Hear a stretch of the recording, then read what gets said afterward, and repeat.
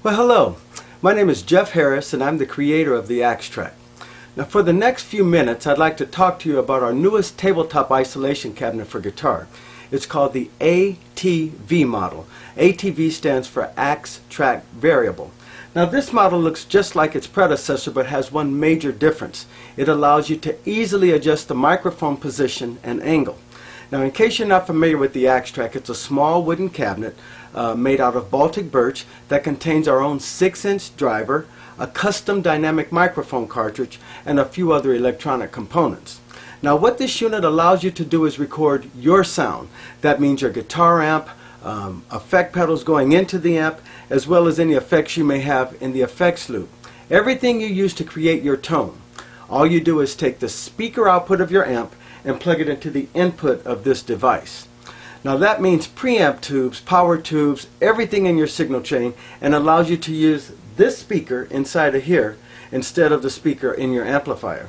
Now what that does is allow you to record your sound 24/7 anytime you feel like it. Say it's 2 o'clock in the morning and you live in an apartment and you want to record some good guitar tracks.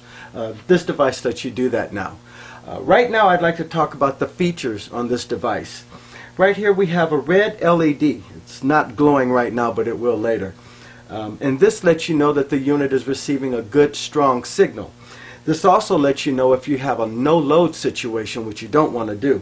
If you see the LED flashing and there's no sound, then that lets you know that you need to turn off your amp and change the fuse. Here below that we have the input jack, a standard 1/4-inch jack. And this is where you would connect to the speaker output on your amplifier. And it's important that you match. If you have an 8 ohm output on your amp, then obviously you'd want to specify a standard 8 ohm AxeTrak unit. Now these come in 4 ohms and 16. It's a standard option if that's what you need. Here we have the fuse, like I said, that protects the speaker inside of here, so you'll never have to worry about blowing the speaker. You'll just have to worry about changing a 25-cent fuse. Here we have the high frequency roll-off switch, and that's exactly what it is. It rolls off about 7K and above, a very smooth roll-off. Here we have the XLR output, and that is basically the output of the microphone inside. So it's a standard balanced line, XLR connector, and this is where you would connect your sound card or connect to your recording console or your mixing board. Now on the side of the unit here, we have a port. You can actually unscrew this plug right here, and that's what we call our deep port. Now that allows you to move more air. The speaker is directly in line with this hole, and so when you give it a signal, it can actually move in and out much more free, and so it's going to give you a more pronounced bass response. Now that's something that's interesting because now with all the 7-string guitar and people tuning down to B and sometimes even lower, this is another feature that just gives you some flexibility on that tone. Now the one feature that we're most excited about on this unit is the thumb screw that we have on top. Now right now this is on axis. I can turn this now and turn it 25 degrees off axis. It's actually the microphone assembly being directly coupled to the speaker and then moving it away 25 degrees. So this has a huge impact on the sound on a unit this size, and I'll go ahead and demonstrate that a little bit later. Now this device was made originally for the home recorder. It was created out of necessity back in 1993. I was an engineer for this company, and when I'd come home I did the family thing, and after the kids were put away in bed, that's when it was my time to record. And drums are no problem because I had digital drums. Bass, it's not the best recording to go direct, but you can get a good sound going direct with bass, and digital keyboards were, kind of a given for going digitally.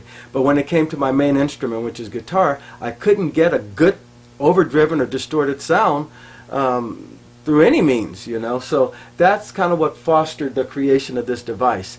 We're selling a lot of these now to professional studios, a lot of bands that go in and do their scratch track or the foundation of their recording for their CDs where everyone plays together.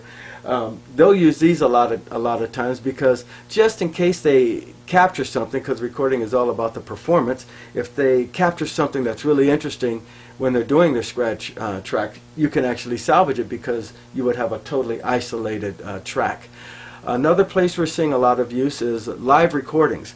We get a lot of bands, that are playing live concerts or whatever, and then for whatever reason they'll want to record it.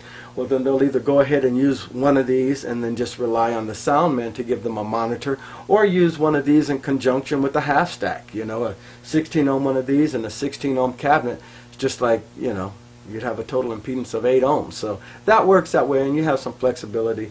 Another place we're seeing a lot of activity are churches across America and other parts of the world.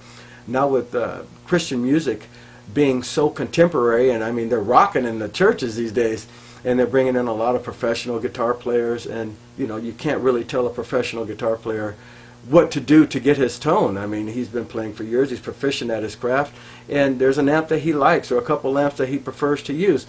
So having one of these in the houses of worship, it allows the guitar players that come in to use their amp, their pedals, whatever they use to get their sound, and just go ahead and play through one of these. That way the pastor and the worship leaders are happy because the sound is pretty much non-existent on stage, but then the guitar players are happy because they get their tone, what they're used to using.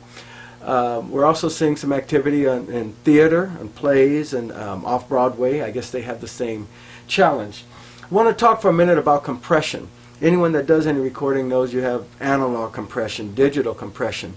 Well, the AxeTrak has something that we feel is better than both of those and more natural sounding. It's a physical compression.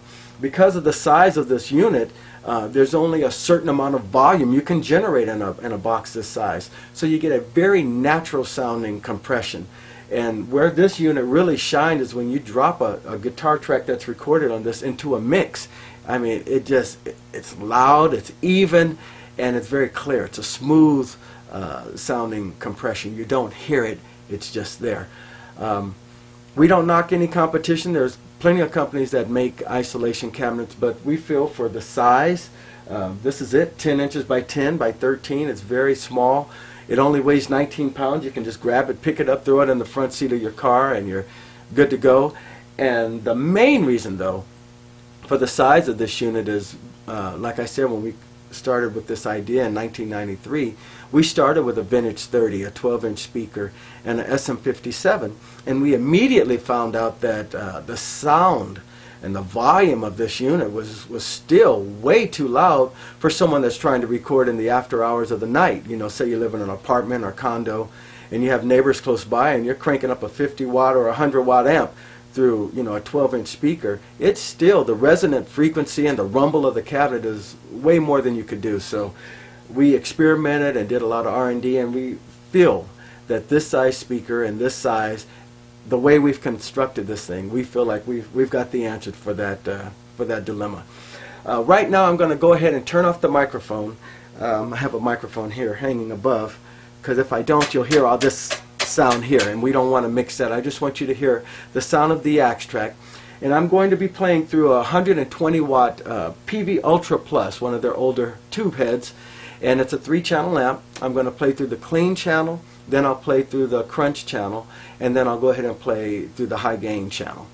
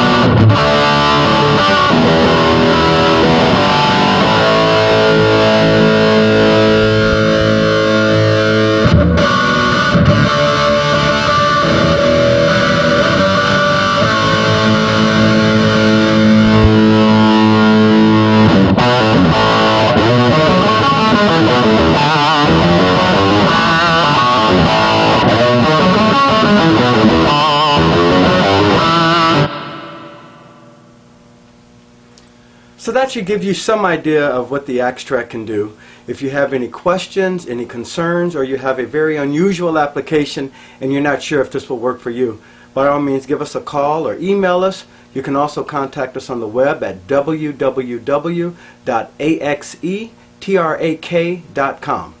We look forward to hearing from you. Take care and God bless.